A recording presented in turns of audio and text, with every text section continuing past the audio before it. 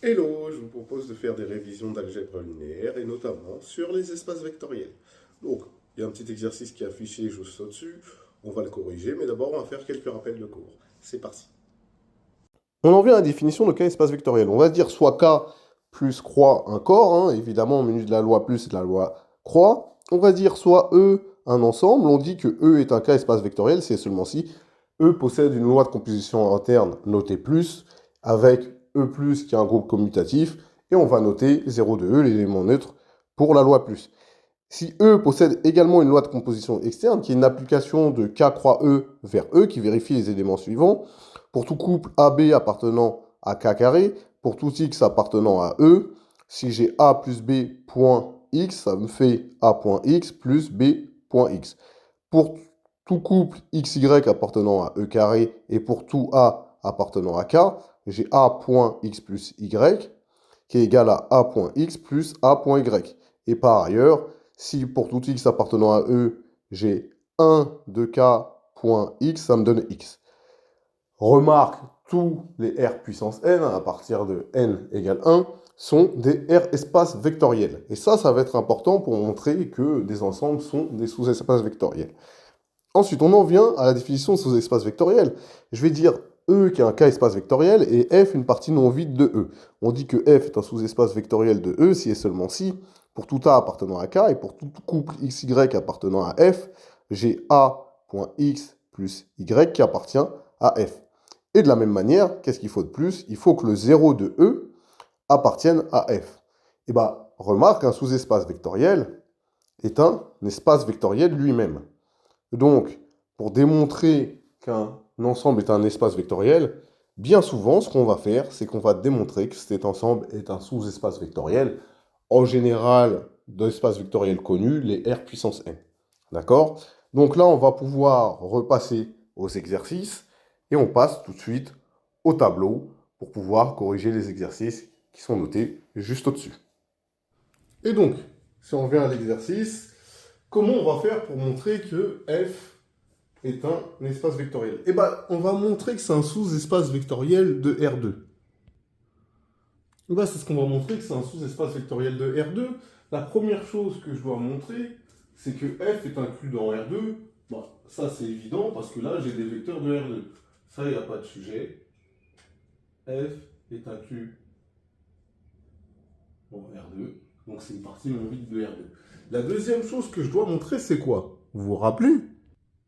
On se rappelle, hein? R2, c'est un R espace vectoriel. Et ben moi, je dois montrer, qu'est-ce que je dois montrer? Que pour tout A appartenant à R, pour tout, je vais mettre grand X, grand Y appartenant à F, et ben j'aurai A, X plus Y qui doit appartenir à F. C'est ça que je dois montrer. Bah, ça, on va le faire tout de suite. Et donc, je vais dire soit X un vecteur qui appartient à F et Y également un vecteur qui appart't à F. Donc X sera de la forme 2X moins 2X, hein, parce qu'il appartient à F avec X évidemment appartenant à R. Et Y qui sera de la forme 2X' moins 2X' avec X' qui appartient à R. D'accord? Parce que le vecteur Y, il faut qu'il appartienne à F. Donc j'ai X et Y qui appartiennent à F et je vais dire soit A appartenant à R. Et ben, je vais simplement calculer le vecteur suivant, AX plus Y. Bon. Si vous faites AX plus Y,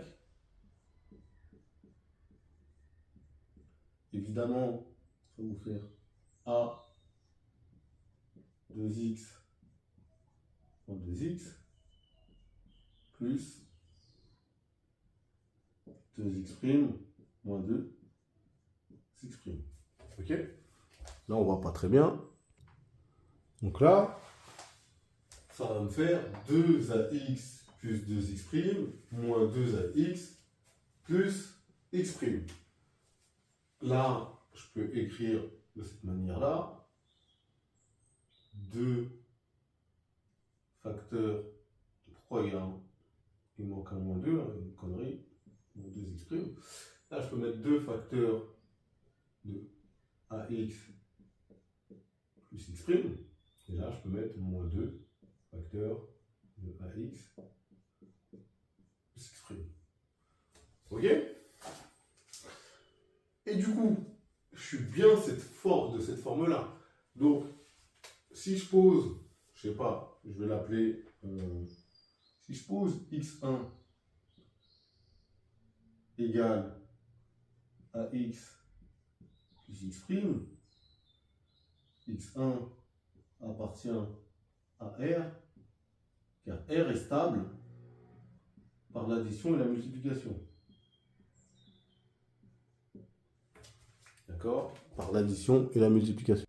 Donc, AX plus Y, c'est 2x1 moins 2x1, avec x1 qui appartient à R.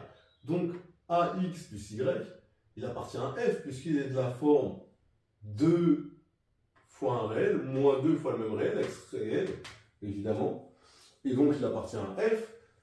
Et maintenant, la dernière chose que je dois montrer, c'est que le 0, évidemment, de R2 appartient à F.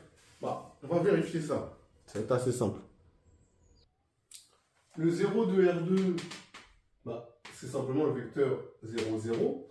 Bah, le vecteur 0, 0, je peux l'écrire comme 2 fois 0, moins 2 fois 0. Donc, il est bien écrit sous cette forme, avec ici mon x qui est bien réel, mon réel, c'est 0.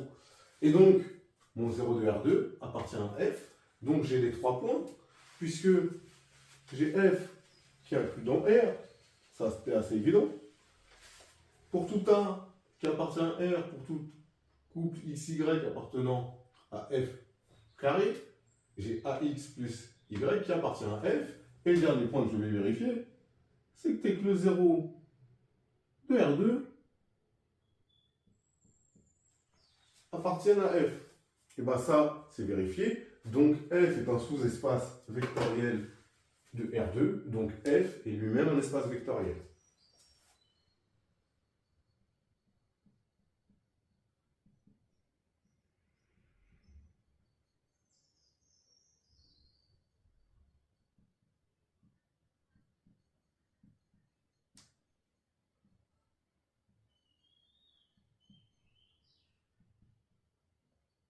Quand je mets EV, ça veut dire espace vectoriel.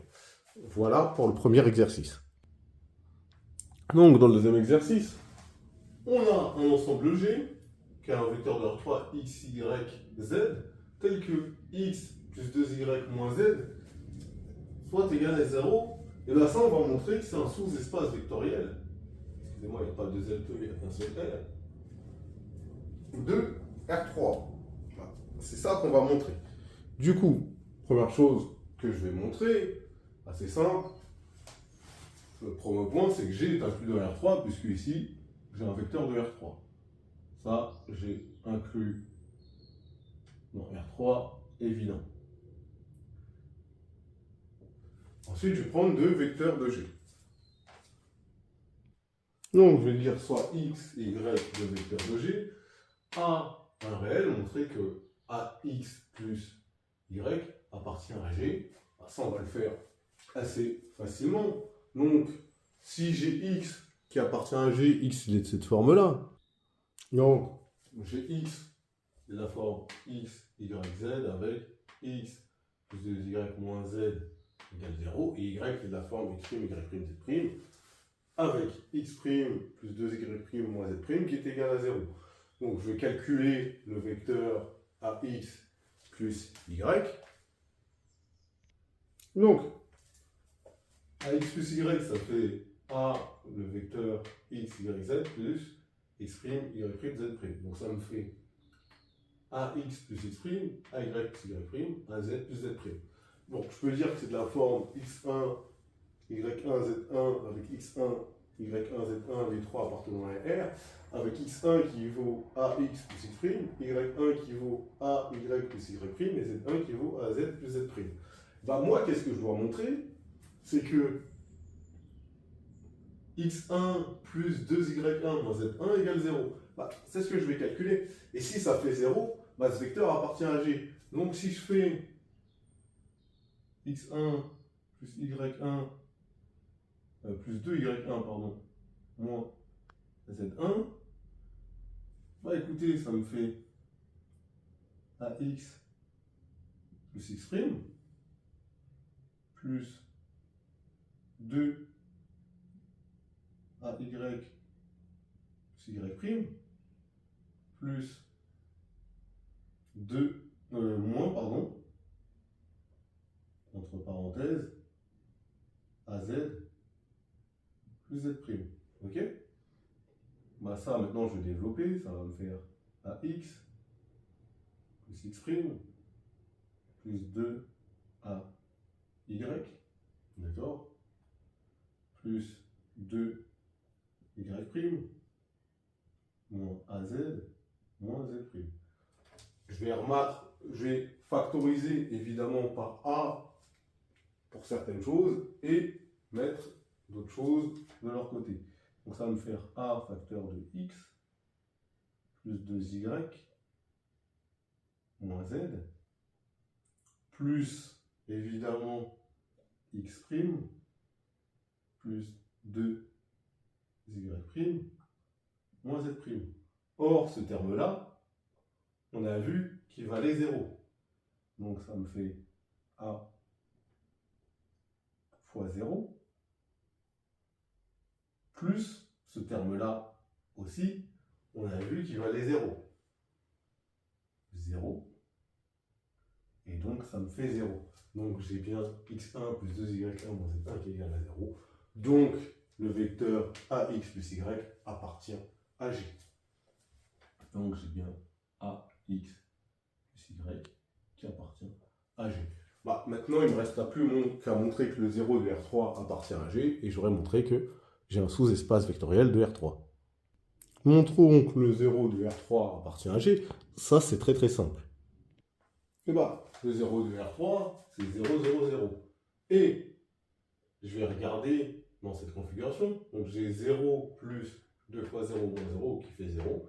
Donc le 0 de R3 appartient à G. Et donc, j'ai un sous-espace vectoriel de R3, et donc lui-même un espace vectoriel.